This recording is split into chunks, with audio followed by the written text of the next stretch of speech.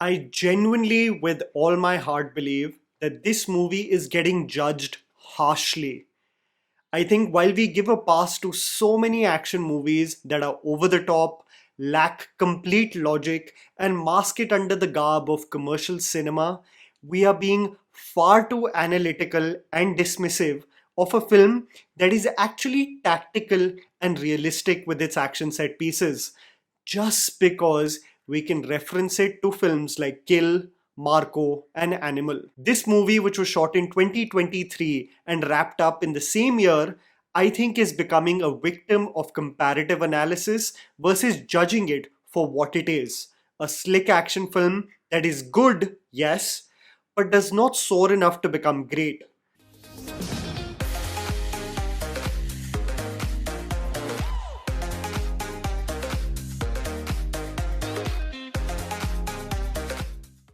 There are some movies that you root for because of what goes into making them, because of the monumental task that an artist takes up in not only starring in it, but directing it as well.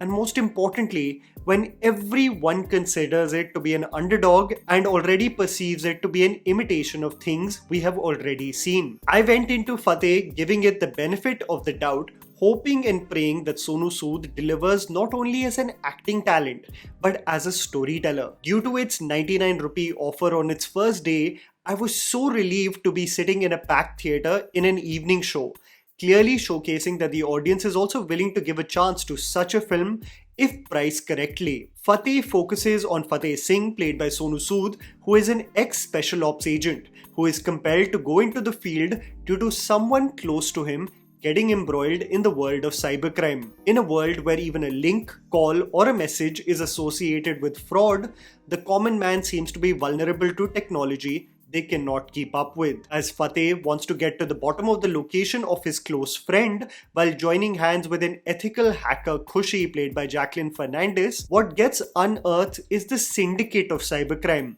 and those responsible for such illegal acts, revealing the identity of the likes of Vijay Raaz and Nasseeruddin Shah, who are ruthless in their ways and could not care less about innocent people and their emotions. Here's me telling you the good and bad aspects of Fateh so that you guys can ultimately decide whether to watch it in theaters or not. Music and score. The most advertised aspect of this movie is that a portion of the score is actually composed by Hans Zimmer. It's pretty crazy that while most would assume that the library of the iconic composer would have been integrated in a Hindi film starring a mainstream star, Sonu Sood has roped in the same for his action film.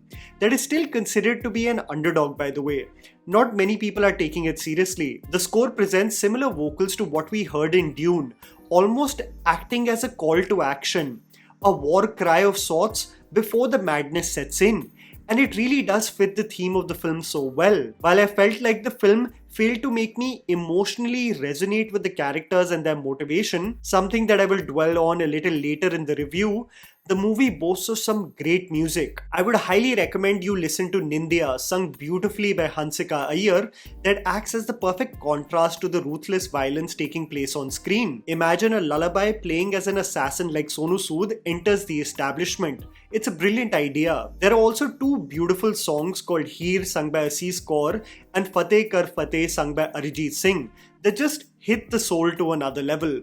I think as the discussion of the movie on social media has been reserved to the action and how there seems to be a fatigue of the number of ruthless A-rated action films we have seen in recent months, many elements like the music and score are almost going under everyone's radar. Less is more. One of the most striking qualities that is consistent with all the ruthless action movies that we have seen is that protagonists have the strong belief to be of men of action versus words. So when it's the fan, you know you can blindly depend on someone like Sonu Sood, and he embodies this motto perfectly in the film. Less is more. When you watch such a film, you just can't wait for his fuse to burst, for the absolute mania to commence. And I must say that the film does test your patience for the ball to roll. It takes its time. This film essentially is a very slow burn, as majority of the time, especially the running time of the first half, is actually spent in just gathering intel. So there is a sense of impatience that does creep in, because all you want is for Sonu Sood to break loose and cause absolute carnage. It's like a simmering stove. Sonu, showcased as a man of fine detail who makes sure that everything around him, even the corpses, are perfectly aligned, gets told, हर 6 फुटिया बच्चन नहीं होता. And just that little spark is enough for him to lock the door behind him and exactly showcase to the goons who they messed with. There are some genuine moments of great dialogue in this film, embodying the less is more theme that works so well for the action sequences. When he gets to know where the goons are located, it's found out that it's in an abandoned theater. He is asked by Jacqueline, "Kahan ja rahe ho?" And he says, "Picture dekhne." It's just enough. You don't need to explain anything more. Sonu offers a bunch of goons tea as he is surrounded by them in an apartment. When the action set piece finishes, he exclaims, "Chai pee leni chahiye thi." It's these small moments of cheeky delivery that I actually enjoyed. The film, other than the intel and the extent of cybercrime, does get into over-explaining the extent of the crime, but when Sonu takes charge, the film is mainly focusing on the task at hand, which makes the 2 hour and 10-minute running time actually enjoyable. Overkill and mixed moments.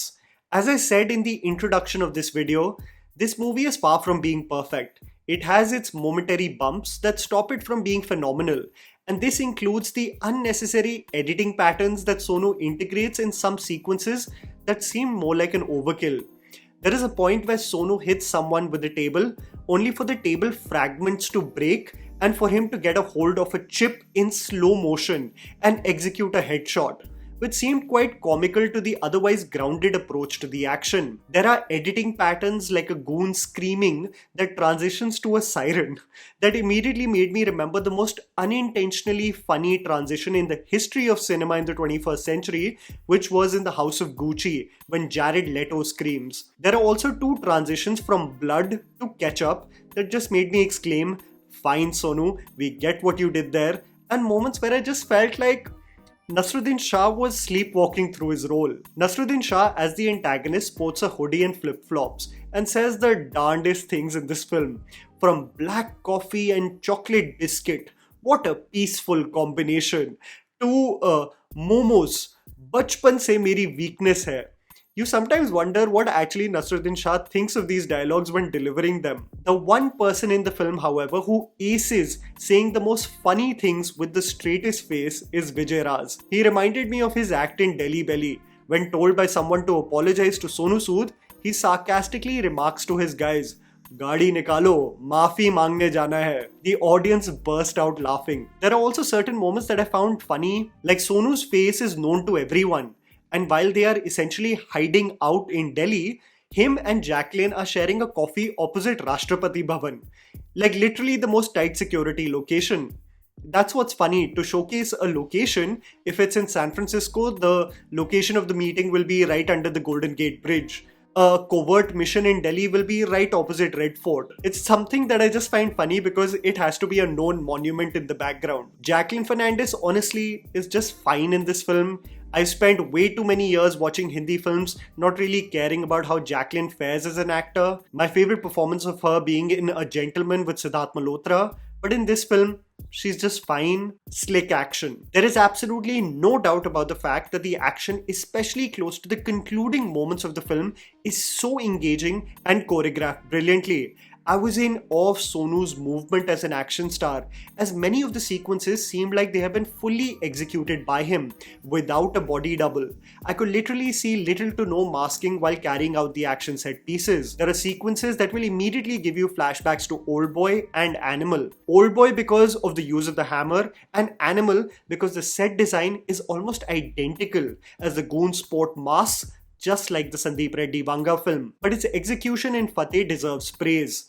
The only thing that could have made FATEH's ruthless action become excellent, it would have been a more exhilarating background score, which I think was lacking in this film. A corridor sequence and the ability of Sonu to integrate both hand-to-hand combat and a gun battle while going up the stairs was truly commendable. I really felt the main reason why FATEH becomes a great attempt that deserves appreciation, but not a spectacular film that will be remembered for years to come, is because the association of Sonu Sood and who he is partaking the mission for is not strong enough. When you see a tale like Kill, And what makes Laksh absolutely lose his screw is that he loses his one true love that he wanted to get married to. The reason why the revenge is so sweet in I Saw the Devil is because he lost that one true love he believed changed the world for him. When Vidyut Jamwal screams to the sky as he kills one of the men that assaulted a minor in Khuda Hafiz 2 is because it represented the most inhuman act one could commit.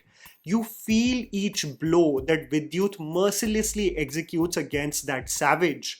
So when the person who is at the mercy of bad people is so close to you that you associate a deep and unwavering emotion to them, the action and the feeling behind it makes you feel each blow and kill.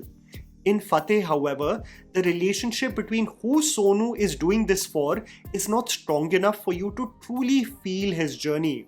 So FATEH becomes a tale that you genuinely praise for its technical prowess, but it does make you hope that its emotional resonance was slightly stronger.